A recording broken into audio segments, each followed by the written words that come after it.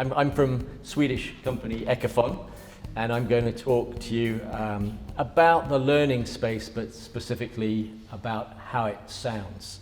And as I've mentioned before to some of you, that's not easy. Being architectural, most of you in the audience, of course, as we've just heard from James, you like form and function, you like colour and texture, and what I'm going to talk about has none of those things in it, which is why sometimes it slips down the priority list. But there are 5 fundamental considerations, and I'm really pleased to say that in most presentations today, acoustics got a really good looking. 10 years ago, that wouldn't have been the case. I need to acknowledge in our audience we have Russell Richardson, IOA Secretary, Peter Rogers from Sustainable Acoustics, and I'm sure they'd agree with me that acoustics was not quite so high a priority as it should have been that it is now. So thank you for that. But there are some important factors. The Department for Education have them in order of priority, and they are as much controlled natural daylighting as possible. The ergonomics, as James has just shared with us, air temperature and air quality that Stephen Heppel has pointed out in his presentation that's really important. And the one that actually the Department for Education put as number 2 in order of priority, and the one that I'm going to focus on today is, of course, acoustics. And there's a little clue about acoustics and the class that you're looking at right now. What is really important is that we replicate the outside, where our ears are tuned to operate outside in nature. The Greeks knew this with the construction of their amphitheatres. We need to make the walls and the ceilings that you design acoustically invisible. We're trying to make them disappear is the aim. So I'm going to, as I mentioned, we're a Swedish company, and I'm going to share with you the sounds of Sweden.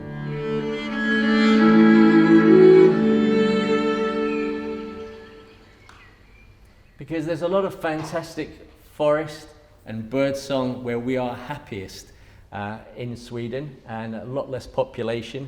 And the sounds that I'm going to share with you don't necessarily include these, but there is an after event drinks party, and who knows what will come. I'm not talking about this, but I am talking about that. Some of you may have had the experience, either as kids or even you may be doing it yourselves, talking to the gentleman in the room, because it's peculiar to the male species that we will sit on the beach and we will listen to the shh of the waves coming in on the sand and on the shingle, and it happens to be at the right frequency that's in tune with our relaxation waves in our brain, and it will send all the blokes off to sleep, and then we'll try and hide under newspapers and pretend we're just relaxing, but we'll go to sleep, and that's a good thing, and that is good for our well-being. And sound does have a physiological effect on us, and it can be positive, as it is in this instance, or it can be noise, unwanted sound, which will stop our students from learning. A good example of this is from the Heriot-Watt University. My favourite paper of last year was from Zanyar Abdul Rahman, a PhD student who concluded, and I do recommend his paper, he was looking into sound masking, which I'm not advocating for the education sector, but just to make a point. This is for open plan offices where you need some speech privacy. And Heriot-Watt, who have a very good reputation at researching acoustics and did a great study 12 years ago on educational acoustics, came after a lot of research and a lot of construction in their yard of water features to the point that they have developed and concluded that the only sound masking that works for us are natural live sounds, and it's a paper worth reading. And so they concluded that in your office you could either have live bird song, which ethically had some problems with caging birds all over your ceiling, or natural running water. And the water had to be a gentle babbling brook, not a waterfall that creates low frequency sound when it hits, but a gentle babbling trickling, and that had to be live. And if it was you could broadcast it around the building, but it had to be a live feature, not recorded, not white noise. Is that any surprise that we only respond positively to natural sounds, not artificial sounds? Listen to this.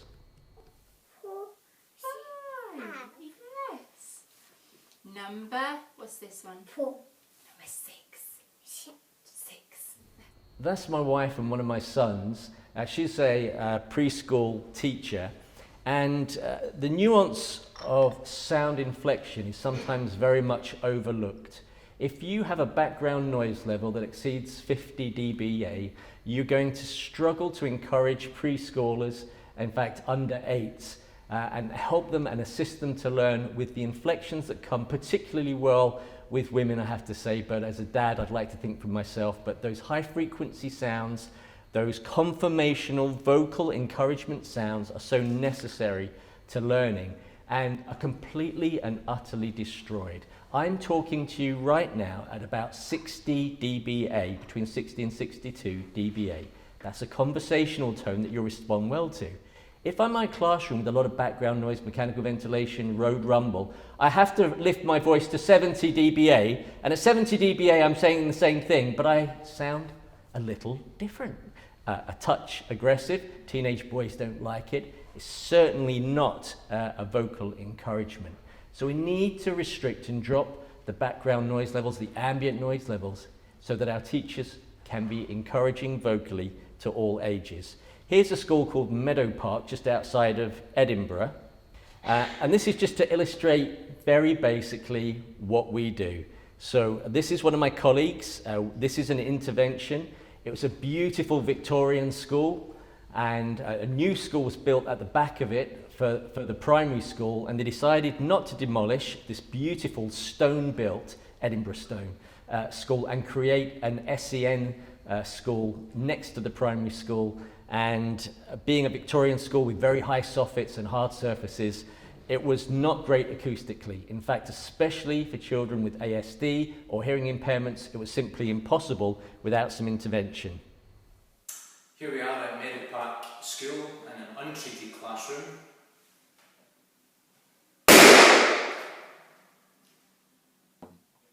So here we are at Meadow Park School in a treated classroom with acoustic solo panels and acousto wall panels. I hope I made the point. So that reverberation, that echo will drive up the ambient noise level. And it's very important that we don't do that. There's not just the learning factor, it's a working environment for teachers as well. This famous study by Gerhard Tissler in Germany demonstrated that in the first 2 periods of the day, you can see in Germany they start school earlier, this is the average classroom noise across 26 learning spaces. You can see they're quite excited, they're above 70 dBA. I can tell you that at 80 dBA, you'd have, if you were in a factory permanently at 80 dBA, you'd have to put little foam ear defenders in case you're not aware. What we've got on the right hand side is the heart rate in beats per minute, and NHS says that that should be below 65. So this is teachers monitored with heart monitors on, and it's the average across these spaces and across all these teachers. And what they found, astoundingly, is that the heart rate in yellow squares maps almost exactly the changes in sound pressure level. It's involuntary, you can't help it. You go to a noisy pub or restaurant, your heart will go up, your blood pressure will go up, it's not good for you, it reduces your longevity, and in guys, it can increase irritability and even trigger aggression, can you believe it? So intervening does this. I can tell you the difference between that and that. You can see the heart rate at the top. It's far less erratic, it's smoother, it's come down 10 beats per minute. Also, the average sound pressure levels come down by 10 decibels. It's a logarithmic scale, so that's a halving of the sound, and the heart rate in those teachers has dropped. Gerhard Tissler said, if those teachers continue to study, teach in those schools without any intervention, that the average female teacher teaching her whole career will lose between 5 and 6 years of her lifespan because of the overwork on the heart. We need to be inclusive. I borrowed this slide from Lucy Plumridge that some of you will know. Her research into ASD is really great. It's on the increase, it's accelerating. We don't know exactly why, we suspect environmental factors, but there are a lot of high-functioning people who have autism, and we need them. A lot of them are architects, can you believe it? Engineers especially, mathematics, People like Darwin and Steve Jobs and Bill Gates, they're all ASD, and they need learning environments where they don't have to work at filtering out sound, because a lot of people on that spectrum cannot filter sound. There, you have the ability to focus on my voice. If there was other noises as well, you would be able to filter them out. You'd get rid of the traffic, the projector noise, the mechanical ventilation. Most people on the spectrum can't filter. So they hear the desk scratching or the pencils being tipped out, the dog barking down the road, the cars, the mechanical ventilation, and the teacher just 2.5 foot from them at exactly the same level. And they can't filter. And it drives them insane, and it would you and I. So we've got to drop that noise level and reduce the reverberation as well, because they struggle to process the information from several senses at once, and they're very unlikely to be able to memorize as a result. And the most important, the most significant influence on behavior with ASD we know is acoustics. Research published in the International Journal of Constructed Environment has shown that reducing noise levels and reverberation in spaces for children with autism improve their attention spans, in some instances tripling their attention spans, reducing response times by up to 60%. We have a raft of standards in place that say that what I'm telling you isn't a nicety. It's statutory, it's compulsory, but as many of you are aware, it's not always done, and policing it isn't always as good as we would hope it to be. But it's there, it's in place, because we know that it's important, and no matter what space that you're designing for and how great the learning space, the acoustics is essential, because vocally, over 70% of all learning is still done the old-fashioned way, vocally. But you know it. There is already some great literature out there. We distribute this. I think we have some representatives from Hawkins Brown in the audience. Carol Lees and Lorna are here. This is a wonderful publication. It talks about the benefits of acoustics in there. So I'm not telling you anything new, as you know. And we recently gave copies of this to the Department for Education and Skills in Tullamore in Ireland, who loved it. And I will, of course, Murray, be replacing that, or not replacing it, additionally giving them planning learning spaces as well. Talking about Ireland, we love what you do when you're inspired. This is an SEN school. The acoustics are dealt with by these green laser cut leaves. So these are our acoustic rafts that have been laser cut. It was the vision of a very talented architect over there, and the students absolutely love this tree. Now, biophilic design is really important. We know that the brain can be tricked into thinking that you are sitting under a real tree. If you screen print a lake and mountains on our acoustic panels, you can be tricked into thinking you are really in the mountains or walking around a lake, and it calms you down. We're doing a lot of alternative provision design at the moment, and we've been able to do some research and seen heart rates drop in students who are kicking off as they walk down the corridor with nice biophilic landscape or tree or forest designs on the walls. Their heart rate reduces and their behavior improves even before they make it to the calming room.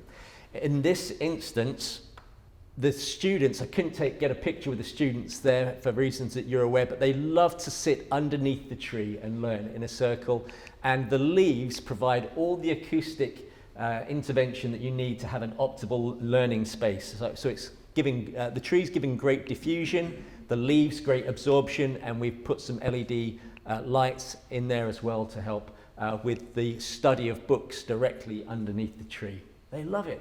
I can tell you that we're into double figures, trees like this going into SEN schools in the UK right now. Here are those that are included in the SEN provision. As you can see, it's quite a list. Emma Greenland was with us this morning. She's done some excellent research and is working with Mark Pratt at the DFE. We did a Freedom of Information request.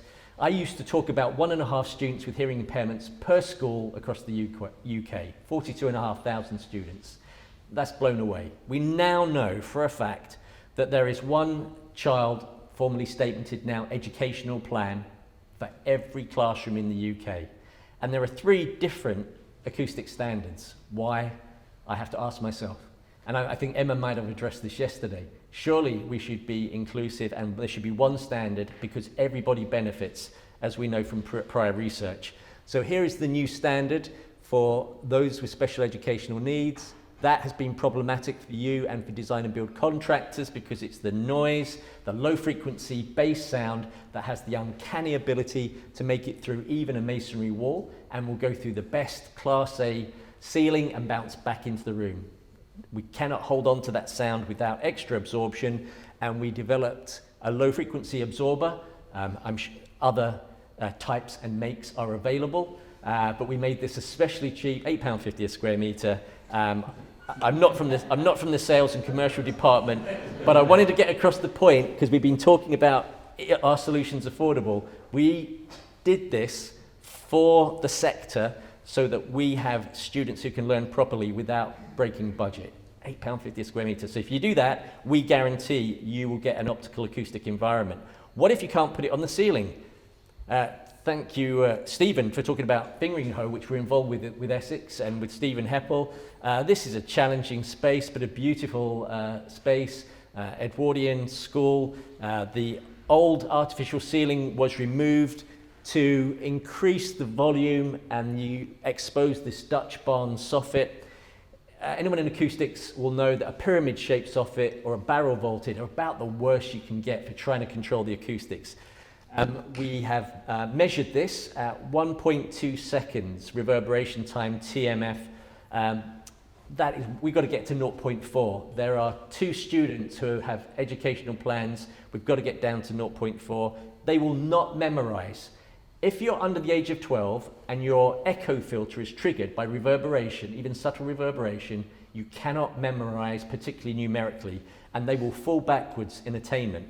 And so we're able to put in wall panels, and here we've put those low frequency absorbers behind our wall panels vertically. That's the outcome. It's white, it blends into the back, and we'll be going back on the 20th of December to put rafts in on this elevation following the line of the rafters, and Will do a before and after balloon pop, because if we let that low frequency sound move around the room, it will mask the consonants. S, t, t, b will travel about 8.5 meters at 60 dBA and then deteriorate. The low frequency sounds, the vowels will bounce around. You can't make sense of that sentence. If I take out the vowels and put those consonants back in, you can probably tell me what that says now, because consonants have all the information, no energy. Vowels have all the energy, no information. It makes a difference to lives. Hi, my name is Sarah and I'm in Year 12. I go to Swain Park Sixth Form as I started Swain Park in Year 7. For my GCSEs, I've studied triple science, psychology, history and French. Currently, I'm studying biology, psychology and philosophy in A-levels. My hearing impairment is that I am profoundly deaf, and 2 years ago I started having hearing difficulties, so I had a cochlear implant operation. Now I wear 2 cochlear implants. My feelings about this school is that I am feeling much happier this year, and I feel part of the community.